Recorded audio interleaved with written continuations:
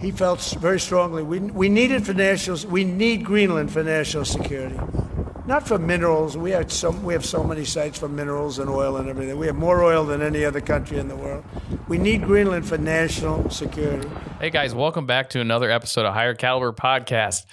We're going to talk about some stuff going on in the news today and keep it kind of light, even though it's talking about world domination and all sorts of stuff. We have our local news guy, Dustin, who everybody loves watching. Thanks for coming, bro. That was a bad idea. Yeah, I mean, news guy. That was a bad idea. He's our current events guy. I like it. Current events guy. Yeah. I like it. We're going to talk about the Maduro thing. We're going to talk about Trump wanting to take Greenland again. The Minnesota fraud and the Ohio fraud. Minnesota. And whatever else we get into. Yeah. But the first video I wanted everybody to see was CNBC freaking out about Trump taking Greenland again, wanting to take Greenland. So let's watch this. New statement, the White House is explicitly putting the threat of military action against a NATO ally on the table in the case of Greenland. This is a new statement from Caroline Leavitt just into CNBC moments ago. She says President Trump has made it well known that acquiring Greenland is a national security priority of the United States, and it's vital to deter our adversaries in the Arctic region. The president and his team are discussing a range of options to pursue this important foreign policy goal. And of course, utilizing the U.S. military is always an option at the commander-in-chief's disposal. Now, this statement from Caroline Leavitt following on some reporting from Reuters news service just within the past half hour or so. Reuters reporting earlier that the president and his team are discussing a range of options for acquiring Greenland, and that utilizing the military is an option. Leavitt's statement now putting that on the record. The president and his advisors, according to Reuters, are discussing options including purchasing the territory from Denmark or forming a compact of free association with the island. Those steps obviously below the threshold of military activity. The president would like to acquire Greenland during his current term in office. So what do you think about that? Yay or nay? Much like Alaska, the acquisition of Greenland from a strategic standpoint is an absolute must-have. So you had to figure out what argument that you want to have. Okay, just like in Venezuela, where everybody's mad that we went in and had actions, or any other South American countries, we came in after China. We came in after Russia. We're not the only player on the chessboard that wants access to the resources, access to the strategic placement of the country. So what I found out yesterday about, and we'll get into some more Venezuela stuff, but what I found out yesterday is America invested billions of dollars of infrastructure, i.e. like drilling, getting oil out of the ground. You talking about in Venezuela? In Venezuela. Yeah. Mm-hmm. And they reneged on that. Yeah, I was talking about Greenland. Okay, well, you said like Venezuela. Yeah. But yeah, go ahead. Just to draw the comparison, in that a lot of poorly educated or poorly understanding about global geopolitics people just look at this like it's a land grab or it's a big trophy I'm trying to put on the wall. We are a dog in a cage full of other dogs fighting over a globalist meat pile. Yeah. And if we want to stay on top, we have to be competing for what everybody else is competing for. And this is coming from a guy who's a non-interventionalist. I am a fan of reducing almost all of our global military state that's all over the place, but we have to be advanced. We can't allow other superpowers and other super economies to be advancing towards. Yeah, I mean, we have the video I want to play in a little bit, but Trump talks about how there's Russian and Chinese ships all over, like really close to us, just cruising by. Not just that. More importantly, from a geopolitical standpoint, is the maintenance of the petroleum dollar recycling system. If the United States of America is going to maintain its fiat currency, we have to maintain the petroleum dollar recycling system. And if we're going to do that, we have to stay on top of the pole when it comes to the access and management and mitigation of natural resources, the trade and purchasing of oils, the distributions, and so on and so forth. So the acquisition of Greenland, it's not a feather in any president's hat.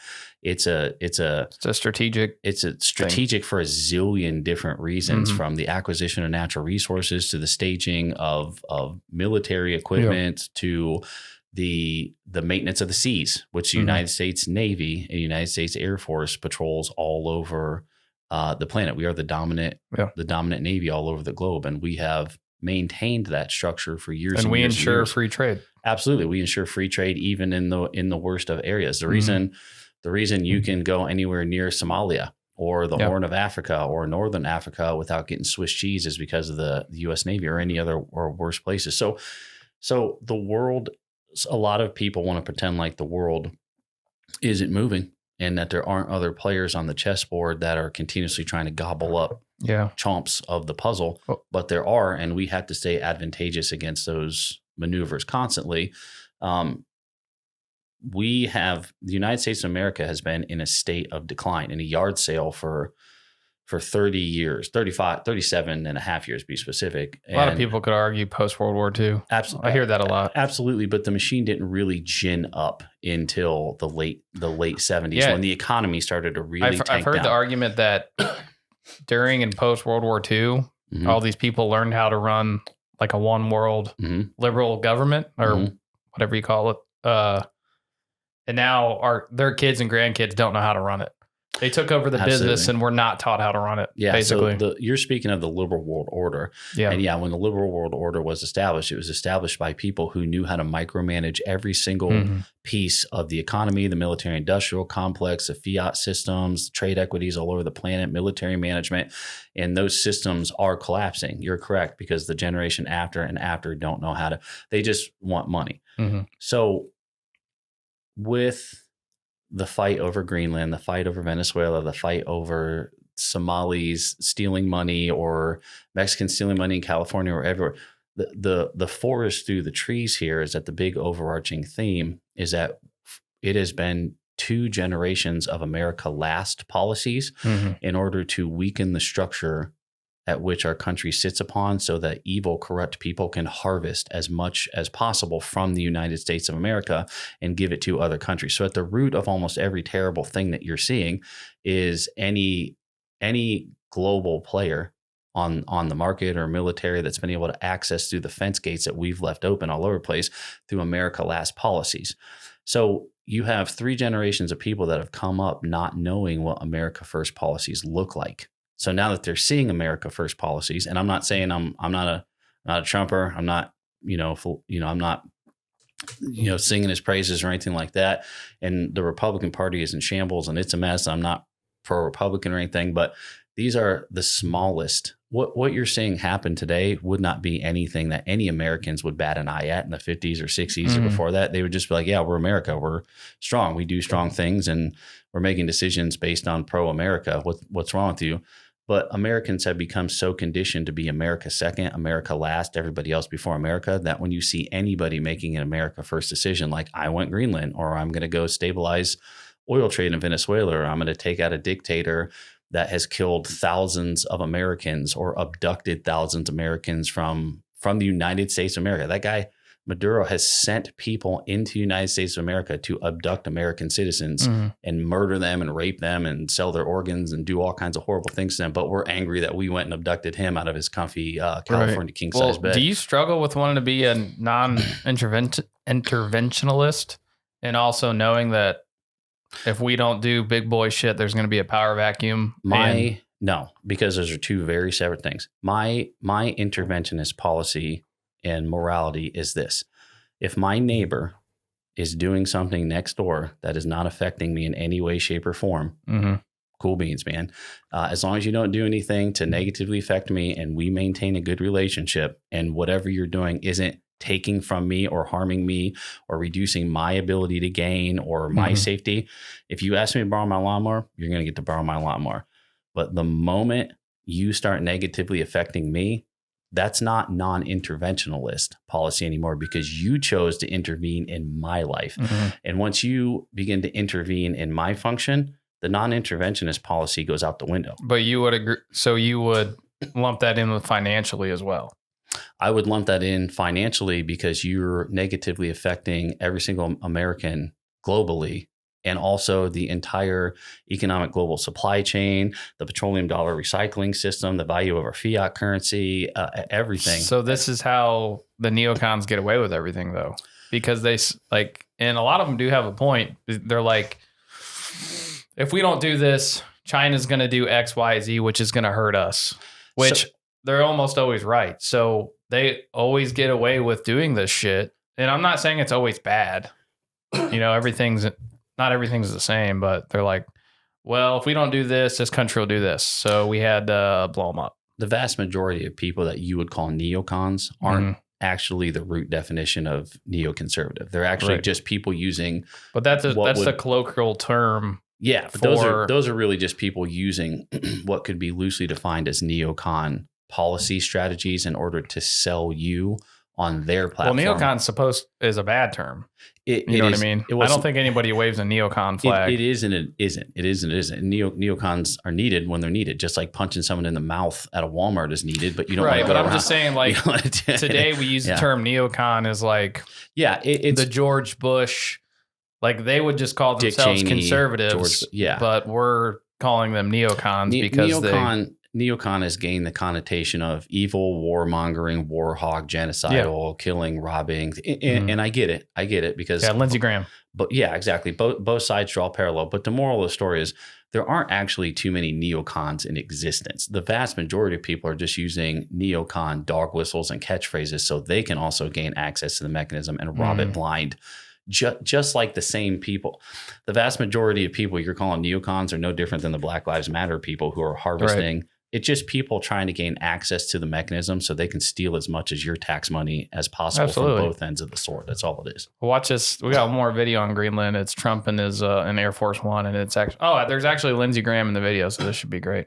Do you expect to take an action against Greenland? Well, I don't want to talk about Greenland. Let's talk about Venezuela, Russia, Ukraine, and we'll worry about Greenland in about 2 months. Let's talk about Greenland in 20 days. On Venezuela, we talked so much about energy. By the way, I will say this about Greenland. We need Greenland from a national security situation. It's so strategic.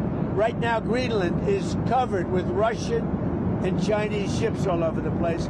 We need Greenland from the standpoint of national security. Lindsey Graham looks like he's about to have. Not going to be able to do it. I was going to ask, is that Lindsey Graham? Yeah. You know what It looks Denmark fucking did terrible. recently to boost up security in Greenland? They added one more dog sled. It's true. They thought that was a great move. I just say this. We need Greenland from the standpoint of national security. And the European Union needs us to have it. And they know that. I think there's some confusion about. So yeah, that's Trump. If Lindsey Graham could have licked Donald Trump's teeth in that video, he would have done. Dude, what happened to Lindsey Graham? Well, when you sell your soul, there's a long time toll. Dude, on he your body, looks mind, and spirit. terrible. He looks bad, right? The only thing I really know about Greenland is it's not green. It's not green. Thanks, Mighty Ducks. I can read you like a book. Chilly. Dude. Should have been called Iceland. They should have been flip-flop. I don't see anything wrong with buying Greenland. It's not like we're taking it over. There's nothing wrong with buying Greenland. The right and proper way. Okay, so here's the problem with purchasing Greenland. Ethically, do you think it's expensive? It will become expensive, and I'll tell you why. If Greenland enters the market to be purchased with cash, then you will start a global super economy bidding war over Greenland because we're not. That would be ones. intense to watch. That's exactly my point. So can I get $3 trillion? Well, it's $3 trillion here. That's exactly the issue. So Greenland is not going to go up for sale. You're going to have to. There's so many strings on that marionette for that process. Let's just all agree that it's probably not going to happen. It won't happen. Yeah. It won't. Now, I'm not saying that. This lady right here does not want it to happen. Well, look at her. Yeah. What is it? She's on her fifth husband. UK already. Foreign Secretary Yvette Cooper to condemn Trump on Greenland. Well, the UN and the UK The House will have seen recent comments from the United States and from Denmark regarding Greenland. Let me be very clear on the UK position. Greenland is part of the Kingdom of Denmark.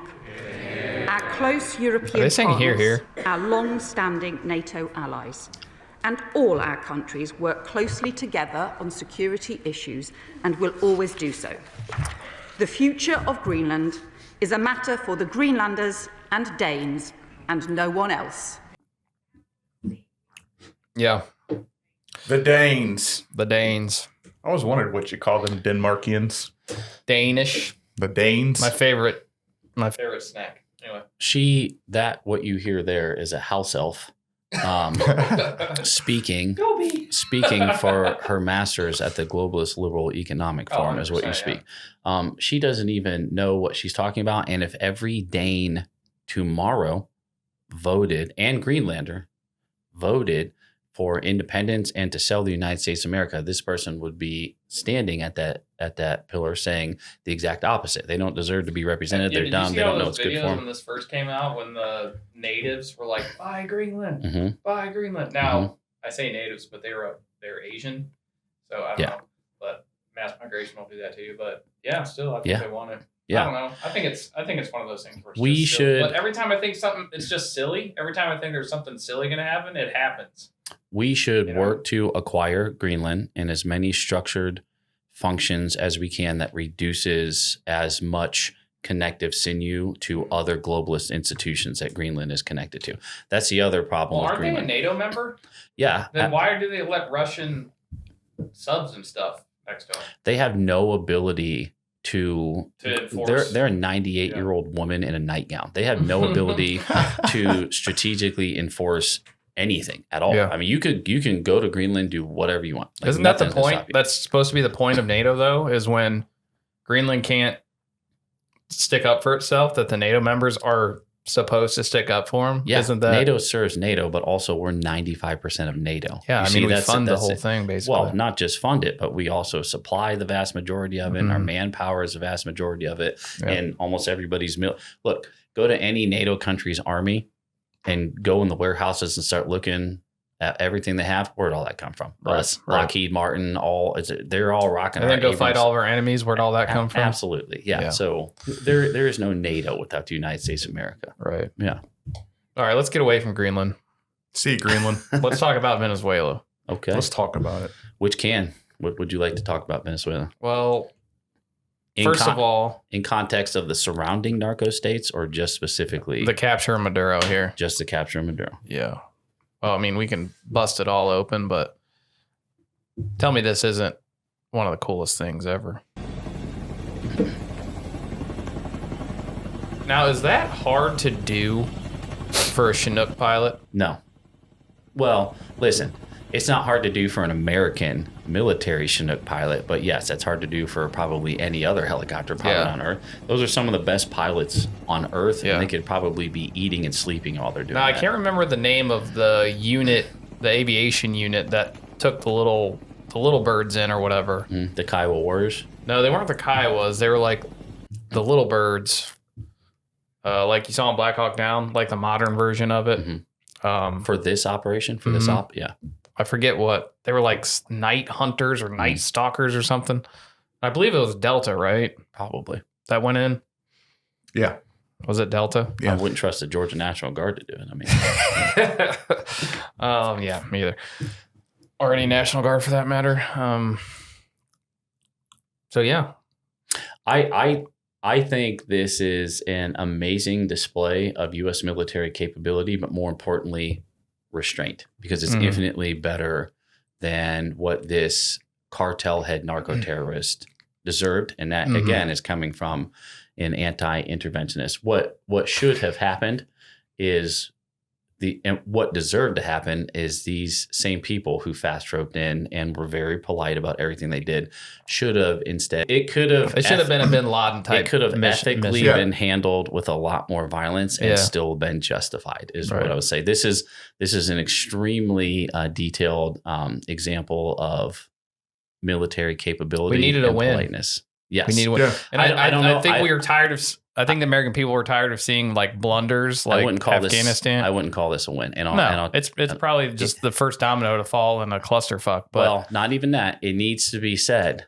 That our national legal and legislative system is not the most corrupt, but it's up there with currently with one of the most corrupt systems on earth. Mm-hmm. And anybody who thinks that our completely leftist infested legal system is going to handle this guy appropriately has another thing coming. I'm too negative in my age and I'm very black pill, and I'll openly admit that. But if this guy turns around and is ordered released by some circuit court judge or some whatever in 6 months, I'm the last person on earth that's going to be surprised when we're black hawking this guy with a bag full of $1 million and 4 more gold rings and building him a house and paving a driveway in Venezuela in 6 months. He'll just go live in Cuba or something. When I see this guy, when I see something appropriate for what he has done visited upon his body, then I will know that justice has been served. And until then, all we did was give a taxi guy a taxi ride. I think that was coordinated with him, to be perfectly honest with you, because there's no way it took 40,000 people. I don't know what the number is. All in all, it was about 40,000 U.S. service members with Iraq and Afghanistan. I can't remember exactly, so I don't want to mess that up. But when we had to get Saddam, it took a whole war. You know what I mean? When we had to get Osama, it took a whole war. In this, we have allegedly one of the biggest narco terrorists ever. I think it was final, take your deal, but I can't go out like a bitch. So not a shot fired around like this whole compound. Like we dropped ordnance or whatever. People died. We distracted people. But this raid or whatever, this pickup, there was not a shot fired. And one of the most violent dictators, I think it was look, it's time, buddy. And he was like, you're going to have to make it look good. I disagree. I don't think so. Not one shot fired in this whole incident right comparing where you could get me across the table to agree about it being an inside job is that I'm not saying it was, well, members that is kind of what I'm saying. Members of his cabinet and military who do not support him, absolutely, I'll guarantee you, assisted with the planning process of this.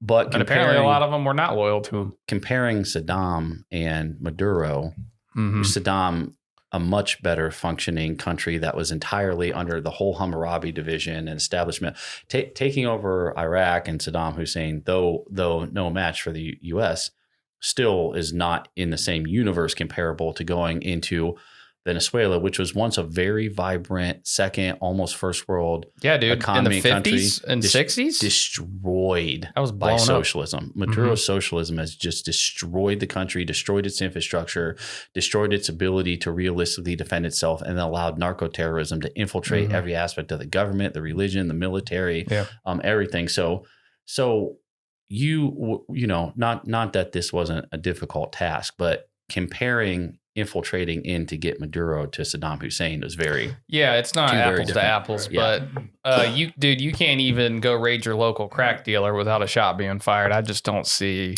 100%. But let's not leave out credit where credit is due. We realistically have the absolute best special operations teams on earth. Yeah, dude. And people, didn't they say they cut the power to the entire they city? Turned the city off. They turned the whole city off. The capabilities of some there of was these people actually apparently the Venezuelans were shooting at their own drone or something like that. There's videos of them shooting in the air, and they're like, "Oh, the Americans!" Like, no, the Americans aren't there because the lights are on. Yeah, I would say a more realistic internal approach was probably that several internal people knew that this was going to happen in Maduro's regime.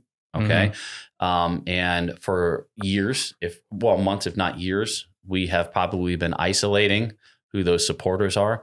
And finally, in conjunction with the CIA and the FBI and all the different task force that did this and Delta and everything, they moved those chess pieces to get those chess pieces to move Maduro and his wife to this location. And then they pulled this off. So why does the left think he's a victim now? We just had no Kings protests. There is no such thing as a left. There hasn't been anything. I used to be a leftist. I mean, honestly, I wouldn't say leftist.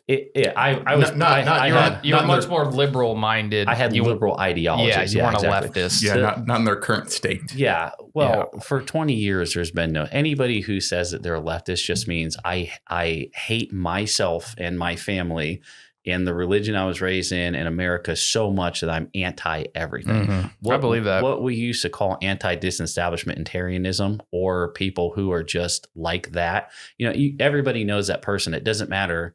You say anything good and they're like, yeah, but I wanted chocolate sprinkles. Yeah. That's the left. Yeah. It doesn't matter. It doesn't matter what it is. I mean, it's so they're a lot of them are just default liberal. They're just antagonistic people who are angry about anything because they themselves are angry. We have the great systems that America once had, which are collapsing, are disenfranchising people. You'll never, not to go off on a whole side diatribe, you're never going to be able to own what your grandpa did. You're never going to be able to have the perfect nuclear life with your beautiful wife and 2.5 kids. It's harder to achieve than ever it was. So you're raising generation after generation of people in fatherless homes, broken marriages, disenfranchised from the economy. These people grow up angry. They grow up miserable, and that disenfranchisement is... And it's capitalism's fault. It's anything's fault. If it's not capitalism, it's Christianity. If it's not Christianity, it's the school system. If it's not school system, it's that my dad's fucking truck tires were too loud when he drove me to fucking my goddamn dad. It's something. They're just that people, and all of us know that because we work with those people all day long. Everybody knows 10 people that you go to work with where you're like, you could be a leftist.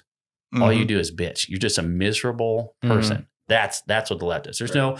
I myself am a very liberal-minded person. I don't want to be everywhere. I want to help anybody who asks me. I want to be natural. I want to take care of the environment. I'm a conservationist. I believe in reduced taxes. I believe in taking care of old ladies. I believe in systems that help, and you guys do too. For sure. But there's nothing that could attach me to the left. So when I say that the left doesn't exist, the left isn't a political ideology. It's just a big coalition of miserable people who hate anything at all that could possibly be anything good. I don't even think they should be taken seriously. Any of them. That's true. I agree. Yeah, that's true.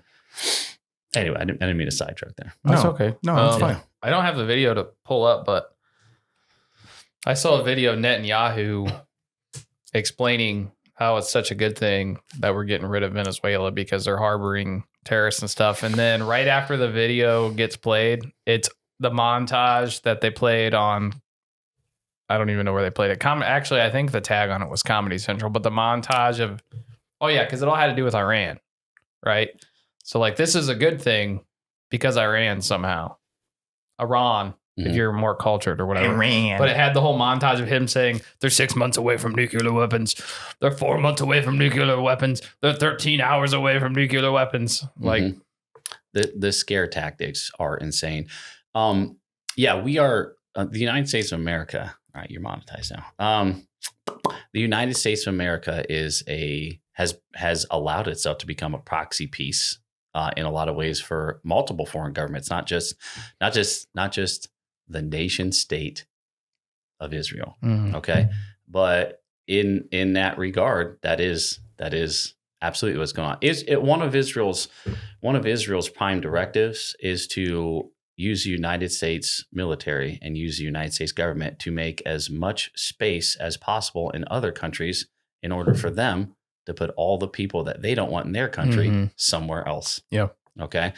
There's a lot of theories about that. Some of them are not theories. Some of them are facts. And one that I saw was there's a channel of, and I can't remember the name. It's not Vermouth. It's something like that Iran has control of, that basically grants us 20% of our oil. The Strait of Hormuz. Yeah. Is that it? Yeah. That's it. It grants us the Strait of Hormuz. Yeah. Okay. It grants us 20% of our oil. Now, there's a lot of shit popping off in Iran still. A lot of people are waiting by to take over for another regime change, right? So if we lose 20% of our oil, where are we going to find it? We just found it. Found it. In Venezuela, where we took all their oil. But I think Rubio did say it is going to enrich us and Venezuela, because back in the day when they had oil was just pumping Venezuela, they're making all this money. Instead of reinvesting in all these, what do you call them, pump jacks, all the oil infrastructure, instead of reinvesting and enriching the country, the dictators just enrich themselves. So, well, Maduro took over and instilled socialism. Right. In communism. Who was before Maduro? What was his name? I do not. Chavez? Yes. But, I mean, Hugo. Yeah. Them and Cuba are like commie buddies. They give them oil. They give them communism. Cigars. More importantly, both of them bypass the only peaceful structures that we could use to enforce positive global economic behavior, which is sanctions. So when you enforce... Yeah. Well, we sanctioned them because it was like, hey, we're going to invest all this money for oil. Yeah. You get some, we get some. Yeah.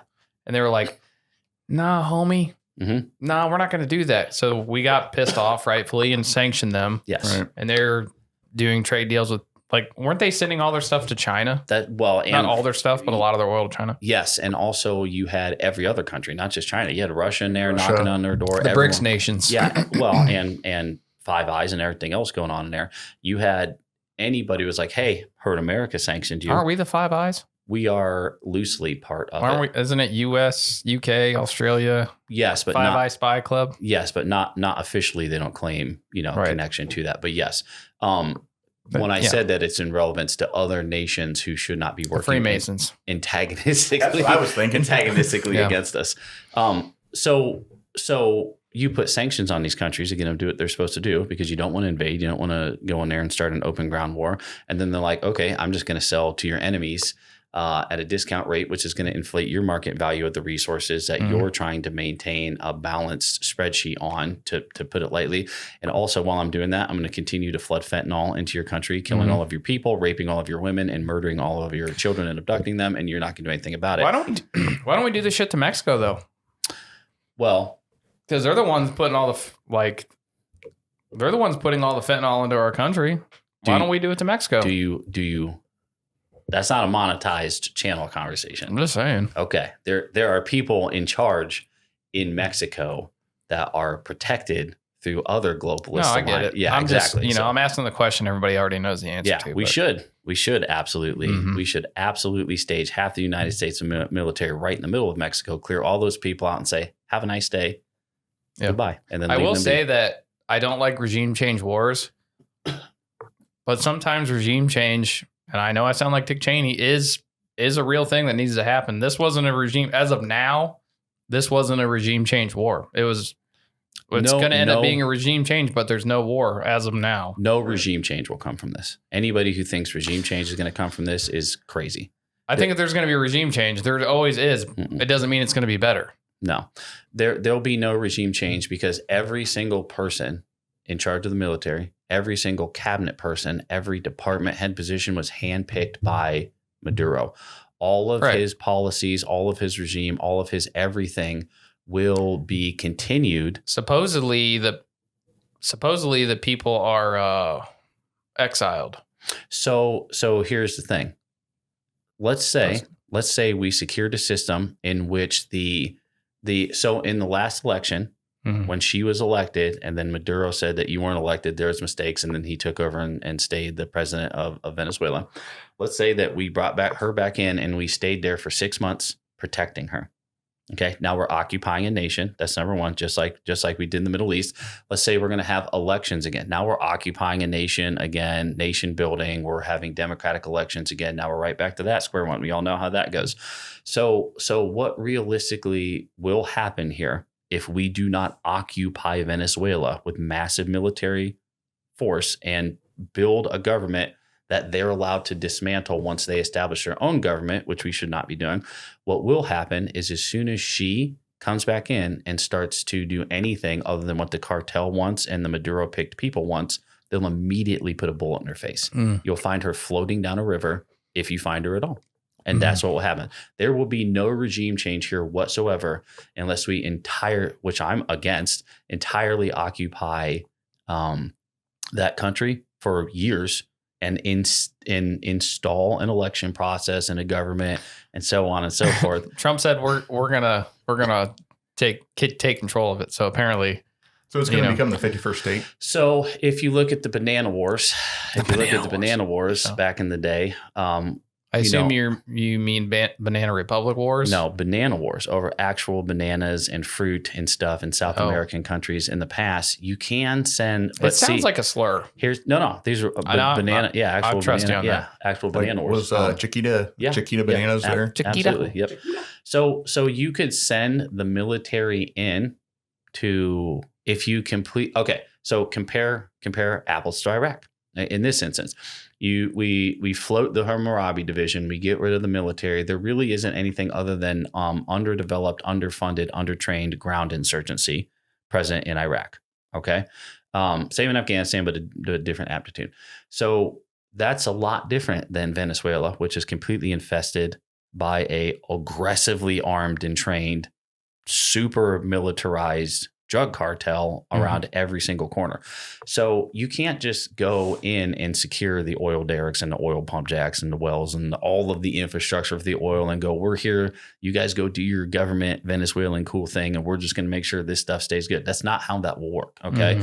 You're on their territory and you will be fighting a bastardly terrible ground warfare with a drug cartel that does not, you think Al-Qaeda was violent. Way do you deal with those guys? Okay, those guys are way worse than anything you dealt with in the military. They'll blow you up in Venezuela and then send a van of people to blow your house up in Illinois. Right. Okay. Right. This is not the same aptitude that you're dealing with. They will cross the border and slit your grandmother's throat in her living room. Okay. So Jesus Christ, why are you so violent? Well, I've seen the world and I know how it works. And yeah, anyway, so to say that regime change will happen without us eliminating the entirety of the existing regime and then cutting the heads off all the snakes of the cartel leadership is not even, it's a laughable conversation. It's not even, you're not touching that pole. It's kind of like a catch-22 because it will, you always risk destabilization, but if it's in a constant state of destabilization, then what are we doing? Well, I'm just saying. It's the oil, bro. It's the oil. Listen, it's the stabilization of the oil trade market. Yeah. Okay. So the oil is part of it. Taking back our oil, dude. We're taking back some of our oil. Bet you cooking? Yeah. Well, that's the thing. Again, to the petroleum dollar recycling system, you had to control as much of the access, the drilling, the distribution, and the said trade price in order to maintain that system. Isn't that weird when you're like, hey, we're going to invest in Venezuela so we can get all this oil? What do you mean it went wrong? You know what I mean? Yes. Yeah. What do you mean a communist regime took over and it all? Yeah, exactly. But yeah, there'll be this is why I say, I'm not going to be surprised if in 6 months when everybody has forgot about Maduro ends up back in Venezuela or like his brother or something, or we forget about it. He shaves his mustache. Yeah, exactly. I'm not going to be surprised because failure to send this guy right back to do what he's going to do. I mean, you have to, and again, I'm against this. You have to go in Venezuela and wipe out. He's just one tooth in a mouthful of teeth. You know what I'm saying? He might be the biggest, sharpest tooth, but he's one tooth. If you don't rip every tooth out, you didn't do anything. You think that the 92 cartel bosses in Venezuela are like, oh, Maduro's gone. I guess we're just going to play cool with America. No, they're going to slaughter you. From what I hear, from what they say is the new regime or whatever, the people that were actually voted in after Maduro said, no, that didn't count. These elections don't count. The people that the people actually wanted that were exiled are waiting to come back. Yeah, supposedly. but they gotta bring them back and wipe out the cabinet, the military heads. I mean, you got to wipe out the boss of every single. I mean, just think about that compared to America. You know what I'm saying? We. And again, I know a lot of that's politics. Well, but we successfully did it in 1970s, or was it 1979 with the Shah in Iran? We didn't successfully Well, I'm not saying Yeah. we influence wise is what I mean. Yeah. And it wasn't successful by like, you know, Well, here's the thing. it was The a regime head- change, not the successful. head of every entity that is involved with government in Venezuela is a socialist.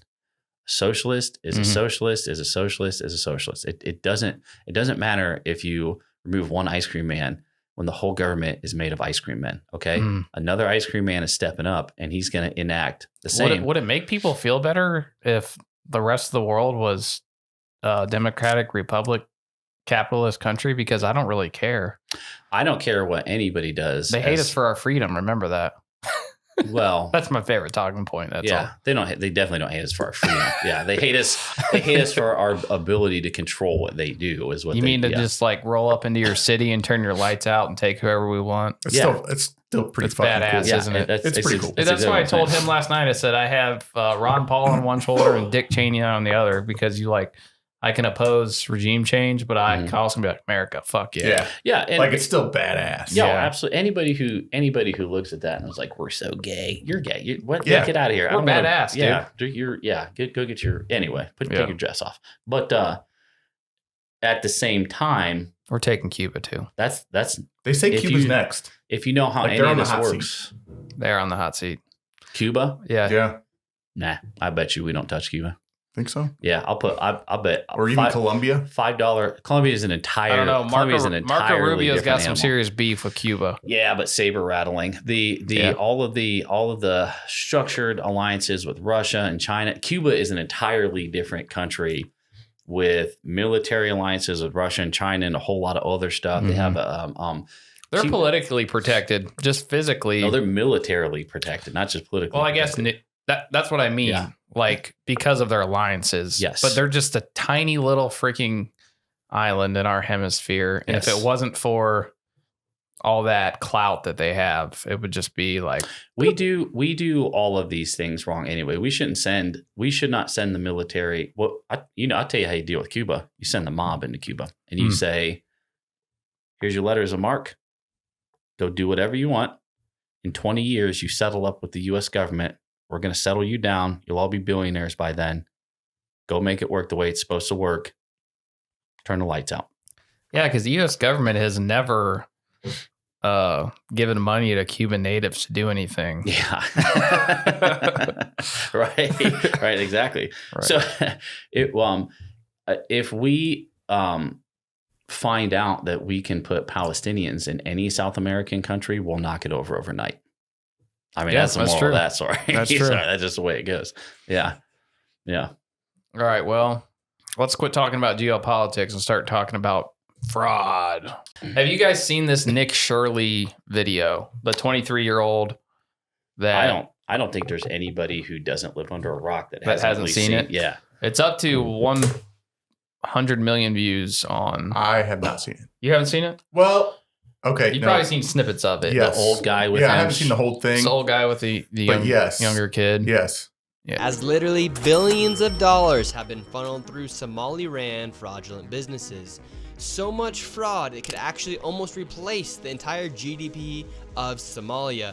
These That's not hard to fraudsters do. have worked It's hand much in hand higher with than the that number Minnesota now, government by the way. as they enabled billions of dollars to be given to fraudulent businesses underneath welfare purposes. Some of this money eventually landed in the hands of terrorist groups in Somalia like the Al-Shabaab, and others enriched themselves all at the US taxpayers' expense. And in this video we will break down all of the fraud from start to finish, from going to the fraudulent businesses and confronting the people who are making millions of dollars from the government. Oh, come and on. We'll also be confronting the incompetent government leaders who let this fraud happen. And to make this happen, I met up with a man who's been doing his own investigation for years now. This guy's the as real he's seen MVP, the though. fraud firsthand. His name is David. Let's What's up, get into David? this and be prepared to be shocked. How deep is this fraud here inside of Minnesota? It is far worse than anybody can imagine. You heard it's 7 to 10 billion and maybe more, and now the numbers have been revised and put out there publicly that they think it's more like 8 billion.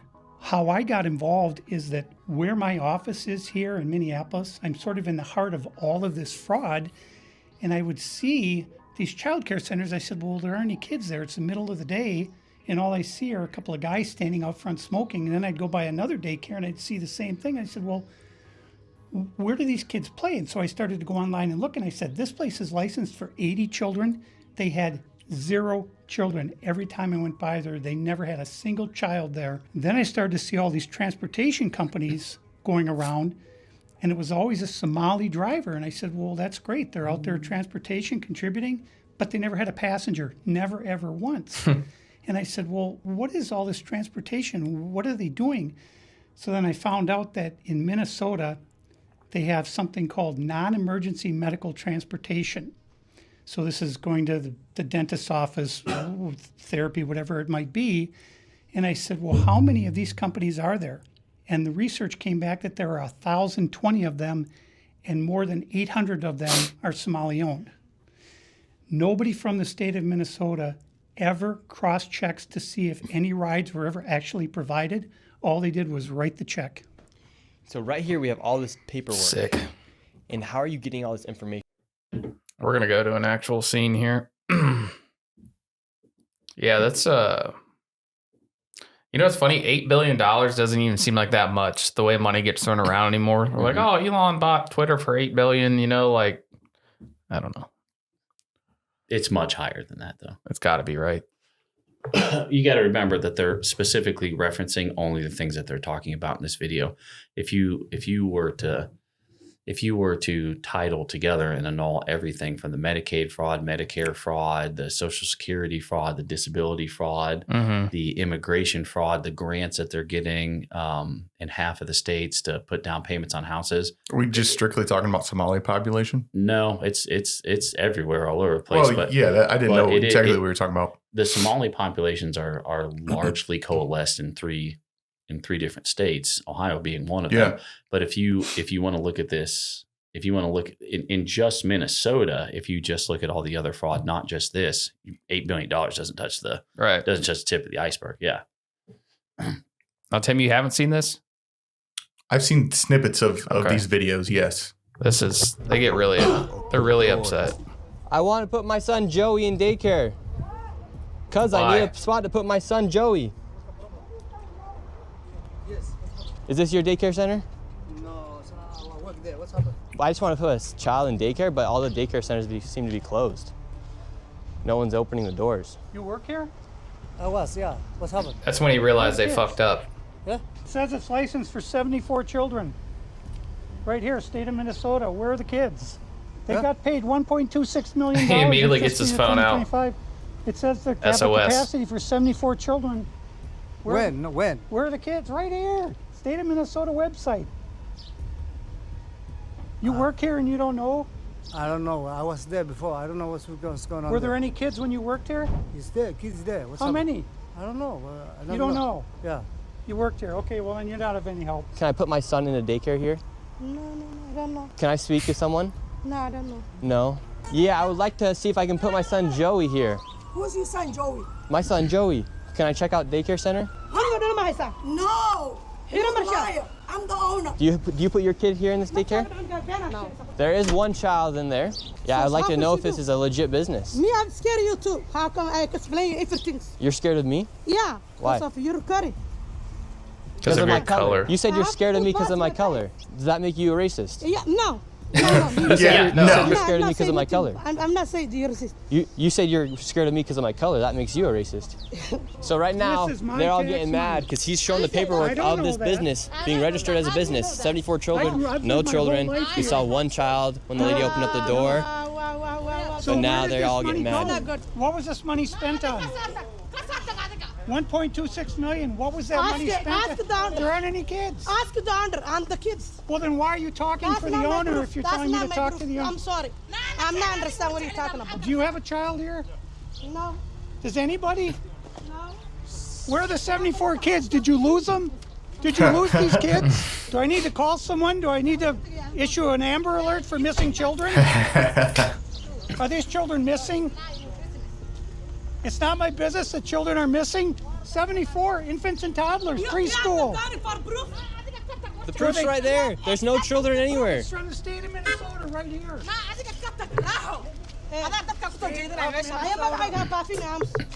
It really does look like Columbus. We're moving on to the next location. Have a good day.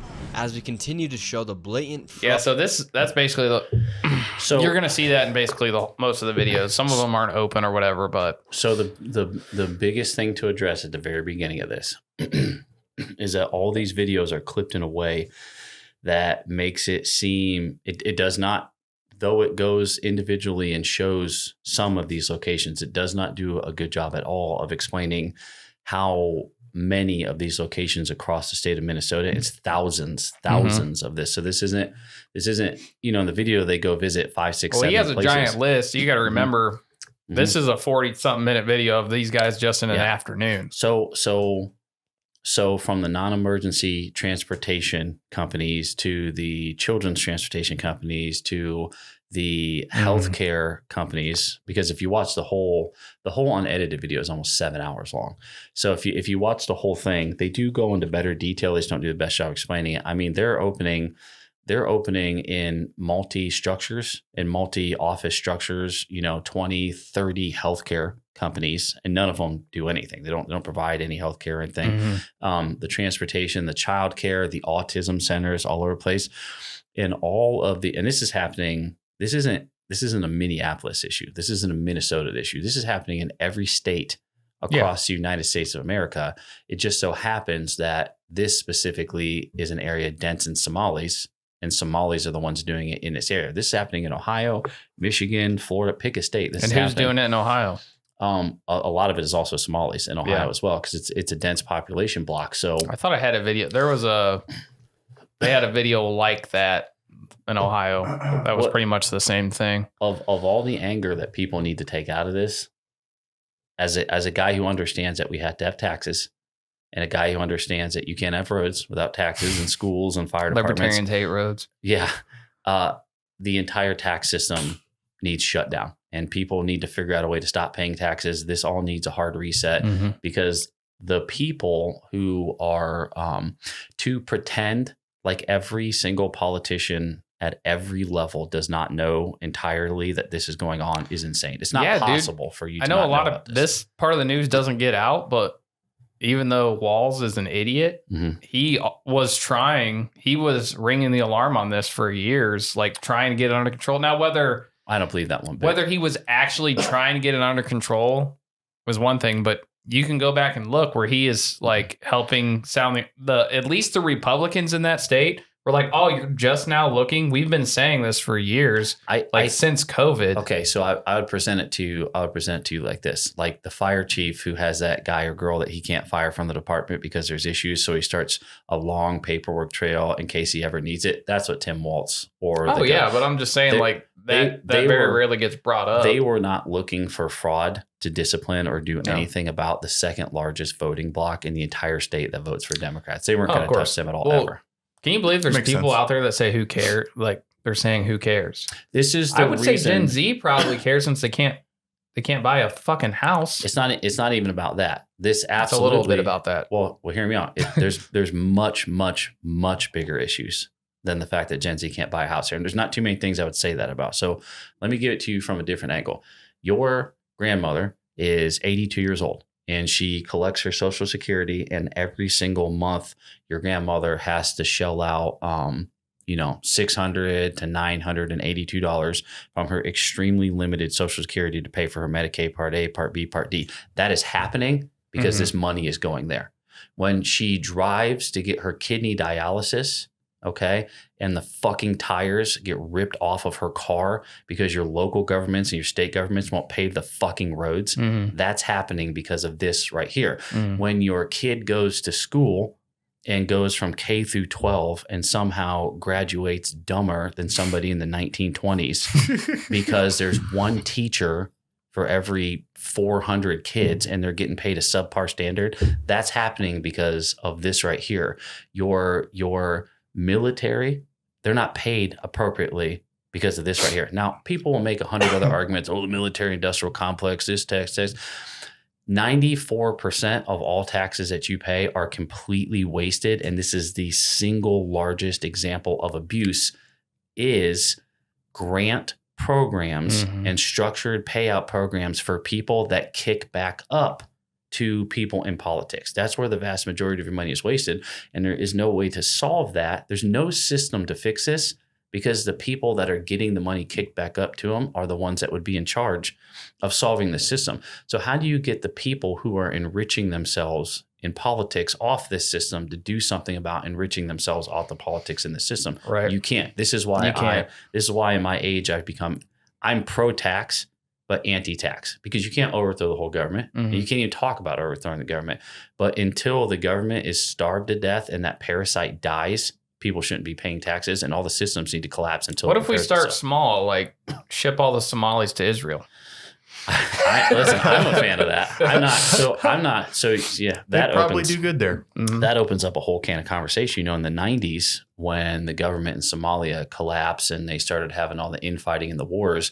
And why did we have to take them after that? Well, you can thank the Lutheran immigration charities and Catholic charities and all these stuff who do all this work to bring third world, who are funded by countless NGOs that are affiliated with government foreign entities that we shouldn't be in bed with, for shipping all these people here. And then we brought them here. And then the people who funded those NGOs, who made those NGO owners rich, said, hey, if we're bringing you here, we want you to vote for us. Yeah. Okay. And they said, well, we can't vote. And they said, yeah, well, your children can't. So reproduce as fast as humanly possible. And they do, brother. And they said, how are we going to do that? We don't have anywhere to live. And they said, okay, we'll buy you houses. We'll give you all the free food, all the free healthcare, all the free transportation you can handle. Have 4 wives, have 100 kids, and make sure every single one of them votes Democrat. And that's why when you see these groups like this, they vote as a block. They communicate together in their mosques and in their business places, and they vote as a block to continuously support subsidies. They're not pro-America. They're pro-draining America's coffers and making your lives and road and children and grandma poorer and worse to enrich themselves. And all these videos of them saying thank you for working so I don't have to just like makes your blood boil. Yeah. Like, well, and this is the exterior signs now of the cancer that you didn't know that you had, and now you're noticing you had the cancer. That's a good point. And the truth is it may be too late. Yeah. There's a very good chance that we are systemically past the point where this can be repaired without a complete and total system collapse and rebuild from the ground up. Yeah. I mean, that's my. I know that a lot of people would say, "Oh, you're crazy. We can always fix it by voting." You name one vote you've ever cast. It doesn't matter if you're 150 years old or you're 18 years old. Show me one vote you've ever cast that fixed something. Yeah. It's never happened. Yeah, you would never vote your way out of anything. Nope. If you could, Maduro wouldn't have just got a free helicopter ride. You know what? That's right. He did. He actually did get a free helicopter ride. He got a free helicopter ride because you can't vote your way out of government overreach. Right. You can only overthrow governments out of government overreach. So, right. Write that down. Yeah. Yeah. Stop looking at the screen. Sorry. I can't help it. Dude. It's like, we're scrolling. It's scrolling over. I did see a video last night about DeWine did some press conference or whatever about the Somali. Oh, yeah. He said, don't investigate yourself. He said, let the... I didn't see... I probably just saw a snippet, but it was... They said, don't do your own investigations on it. He said that it was confirmed that there was daycares receiving... Is it part of the SNAP benefits? Oh, they're getting everything. Yeah. But it was the food. They were getting... these daycares were getting money for food for these kids. And then they actually got shut down or whatever because... not saying that the kids didn't exist, but they were getting more money than kids were actually there, I guess. Yeah. Oh, yeah. At a demonstrous margin. And here's the thing. DeWine's entire cabinet, the state attorney general and the state auditor, they all know this is happening, and they've known it's been happening for a long time. And you know what's going to happen? None of these programs will go away, and they'll do investigations where they reveal 1% of it to make it seem like it's much less than other places. Right. And there'll be little stings and raids, but in reality, 99% of this will never get touched at all, but they'll make it look like they did, and this won't go away until our coffers collapse. And then these will be the same people in the midterms who are screaming for increased property tax, increase income tax, increase sales tax, increase everything tax, and every penny of that is going to go right to that. So I wanted you guys to see this little snippet of Tucker Carlson's segment about the Somalis real quick, because I thought it was interesting. There are about 260,000 Somalis in the United States, and famously they are two things: not very successful and poor. This is one of the poorest groups in the United States. They're also one of the newest arrival groups of Somalis who've lived here at least 10 years. Most still can't speak fluent English. Recently, we learned that in both Minnesota and the state of Maine, they have committed, apparently, and by they, we mean literally they, as a group, speaking their language, communicating only with each other, massive multi-billion-dollar Medicaid fraud. Okay, so that's not what I thought it was. So he was basically talking about before Black Hawk Down. Yeah, famously there was like 2,000 Somalis here. So pull your calculator up on your phone real quick. Just do some click math here. Do 17.9 billion, which is the current accrued total estimated fraud just in Minneapolis, divided by 206. Hold on, I gotta figure out what a billion looks like. 17.9 billion. Why isn't there a B button on there somewhere? Where's the B button? It's a lot. Do 17.9 billion divided by 260,000, which is the total volume of Somalis in the United States. Divided by 260,000. 260,000 equals. You tell me. 68,846. You hit something wrong somewhere. 17.9 billion divided by 260,000 is a lot more money. That's just the money. I don't know. That's a lot of numbers. Well, that's what I'm saying. That's just the money. I got Somali brain, I think. Yes, you do. Yep. So he's doing it there. So, and and again, divided by how much? 260,000. 260,000. That's the total volume of Somalis in the United States of America. Okay. That $68,846. That's what I got. That's the.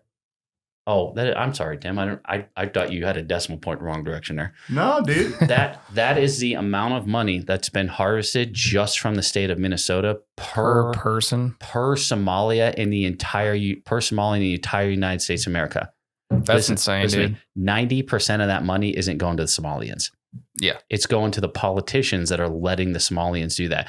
If you, which I tried to figure out this last night, but the states aren't releasing data. Like 98% of the states don't have any data to show for these investigations.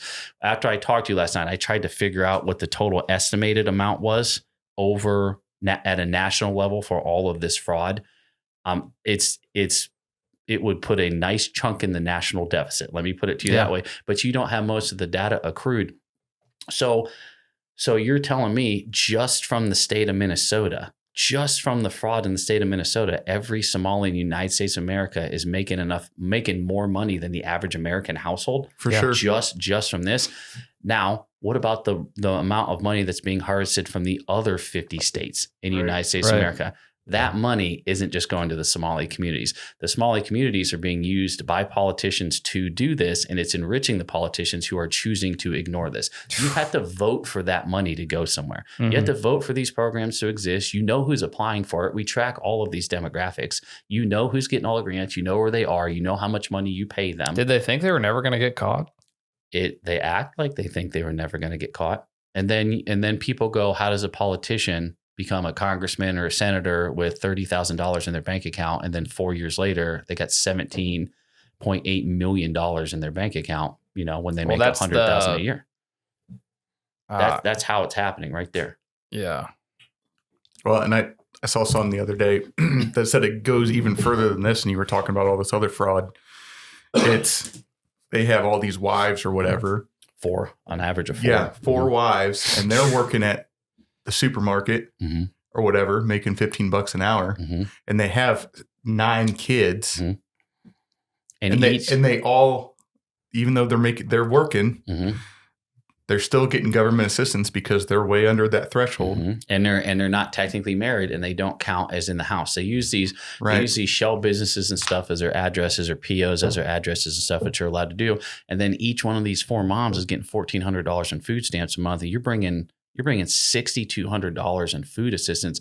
Here's the thing: these numbers out of Minnesota, they don't include the vast majority of the fraud. They only include the fraud for the stuff that people have opened the blinds and showed them. Right. That $17.9 million, it doesn't include their Medicaid fraud. Right. It doesn't include their Medicare fraud, their Social Security fraud, their Social Security disability fraud. It doesn't include the HUD fraud. It doesn't include their heat fraud. It doesn't include all there's heat fraud? Heat fraud. Oh, heat. Each states and counties have their different heat programs. I wish we had some heat fraud. It's cold in the studio, by the way. Chilly in the Stay frosty, baby. So the estimations, if you do the math, are that number is as high as 20 times what that $17.9 billion is. Wow. Now annul that over the total, and that's again just for the state of Minnesota, annul that over the total value of Somalis in the entire United States of America. There's no rational person on earth can say that they're right. Yeah, they're balling out of control with their balling, whatever. Yeah, the guy that said that somebody broke into the daycare and stole their records, didn't steal anything else, and he's wearing $4,000 glasses. Mm-hmm. Here's Governor Waltz all pissed off saying how he didn't enrich himself. The Somali community is absolutely unconscionable. And at some point in time, this is about, I don't know what it is. Whatever it is, I bug the crap out of Donald Trump. I would argue it is because I believe in public service. I've not enriched myself in office. I treat people with dignity. I agree to compromise with people. And the attacks on Minnesota are far beyond me, and it's hurting Minnesota. Here's what I have full confidence in is Republicans are going to lose races up and down the ticket because where is their plan on health care as health care prices doubled? Where is their plan to push back on the president? Again, for God's sakes, the children of a murdered speaker, and they can't speak up and say, Mr. President, this is wrong, stop it. And you write a story that one retired legislator said it and one member. How can you not have every single one of them saying this is wrong? And I'm going to fight this without having to spend any time worrying about the politics of this. I'm going to fight it, making sure that Minnesotans are cared for. I'm going to fight it by doing the respect that we should have for rule of. So he's referring to him dropping out of the governor race. Mm-hmm. That guy was almost the vice president of the United States. Isn't that insane? Mm-hmm. Yep. That is insane. Can you imagine how much worse this would have been if that, I mean, it's personally in my personal belief, not speaking for anybody else, I already think we're well past the point of no return. I think we're well past the event horizon. I do not think this is fixable at all. I think this is endemic of a required system collapse. And I personally think it's better than us getting to the bottom of the Epstein list.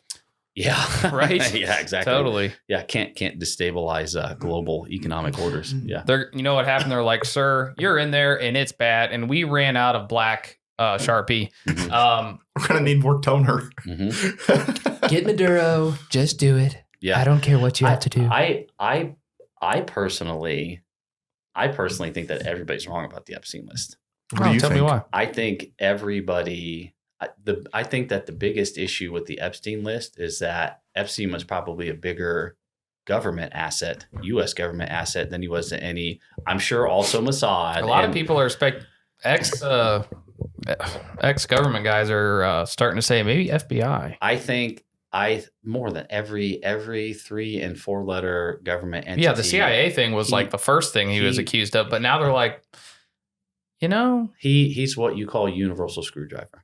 Yeah. Okay. He was probably used by every government entity. Yeah, he was an asset. And if you were to actually reveal, if you were to actually peel open that, which here's the thing, there's no Epstein list. I don't believe there's an Epstein list. I don't believe anywhere in a magic box or in a file someone has a list. I don't think there's a thing that just says Epstein list. I don't think there's ever going to be not because they don't want to. I don't think anybody actually tracked that in a way that any human could ever access and release it. Mm-hmm. But what I do think is that he and many other people, not him, we're just only talking about him for some reason, were used to get lots of people by our government and other governments to do all kinds of horrible, nefarious things. And yeah, he did that and other people did. And to open that list is not just to embroil, a lot of global political leaders, but every intelligence agency probably on the planet that we have allegiances with. Yes. Yeah. Mm-hmm. So he was so much of a government asset before that we already were kind of not making a fucking paper trail. Yeah. I highly doubt we were making a paper trail. Like we were already keeping shit under wraps before. Oh yeah. But even if the list is exactly how people imagine it, we still wouldn't see it. That's exactly what my I mean? point. So It's never going to happen. It's never going to happen. Would I want to see every horrible, terrible, Satan worshiping, evil child molester, pedophile person, dealt with? Absolutely. You can't tell me that there isn't a percentage of Trump voters that only voted for him to see that list. And now I wanted to see the list and then the no new regime change wars and the Epstein list is coming out. We're not getting that. Yeah. Well, I'm here to tell you that I wanted to see the list, but I knew it was never coming in. Right. I knew that nothing that destabilizes geopolitics, nothing that destabilizes global trade agreements, nothing that destabilizes the currency other than our own government inflating the fiat currency value. Yeah. None of that is ever going to happen. You know what we get to hear about? We get to hear about Candace Owens going off about how the freaking first lady of France could be a man. That's what we get. That is so low intelligence media. I can't even engage in that. That is that's the view for women who have left the Pentecostal church because of what it did to their brains after 20 years. She has a huge female audience because it's all true crime bullshit. And those are the people that are going to Trump won because he finally got suburban housewives to get out of the house. And now they're back sucked into the Candace Owens, Brigitte.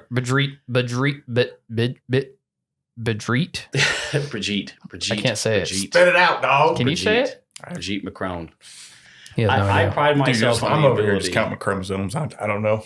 I pride myself in the ability to listen to other people's viewpoints and try not to get stuck in my own ways. But I cannot make it through 10 minutes of that is just the dictionary definition. What if she's right? She's not. But what if she is? None of her stuff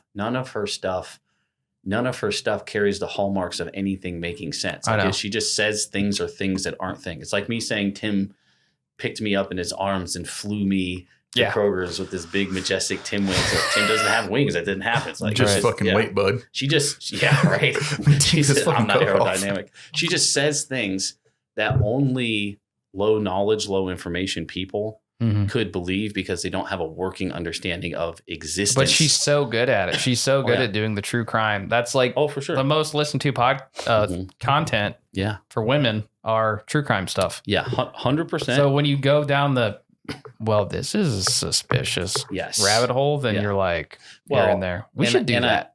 True crime? Little crime corner. Mm-hmm. Welcome to my I don't crime know corner. why this is. I'm not speaking against the ladies. This is having to do that. I don't understand why so many, not all of them, but I don't understand why so many women just like to see other women get their feet chopped off. That's another thing about Candace Owens here. So when she starts chirping about other women start paying attention. Like if I hear somebody doing that about a guy and it's not factual information, I'm like, I don't care. Yeah. Like, I'm going back. Right. Whatever. Yeah. Right. I don't know. But Candace Owens is not a minnow. Candace Owens is not a turd I would throw in the punch bowl of rational conversation. Yeah, I actually really enjoyed her stuff when she was, like a couple years ago. But then I found out she was a crazy leftist who never really stopped being one. So where did she come from? She got in with Charlie Kirk and Turning Point, and then the Daily Wire hired her. Mm-hmm. Okay. Was it? I don't follow her shit. I thought it was before Turning Point. I thought she got in with Daily Wire before Turning Point. It was after. Yeah, was it after? 6.5 dozen year, but yeah. Now I think that a lot of her content revolves around Turning Point stuff. A lot of her before Charlie Kirk's assassination, I think a lot of her content revolved around entities, figures, and companies that existed because of Charlie Kirk. And without Charlie Kirk, I think she's struggling for relevance because a great deal of her business is built off of a lot of those structures. She rides on a lot of coattails, and to stay relevant, she's trying to rebuild structures to stand on that make her this, that, and the other thing. And that's what I think is going on. Yeah. All right. Well, that's it for me in the news. Until next time. All right. What do you want to talk about next time? I don't know. There's just always so much going on that there's always something to talk about. The Trump games. We'll talk about the Trump games next time. Yeah. What's the Trump games? What? Tim doesn't know about the Trump games. Why don't you know about the You Trump don't know games? about the Trump games? Dude, I don't. The fitness gram pacer test is designed. Oh. You got to tell Tim about the Trump games, bro.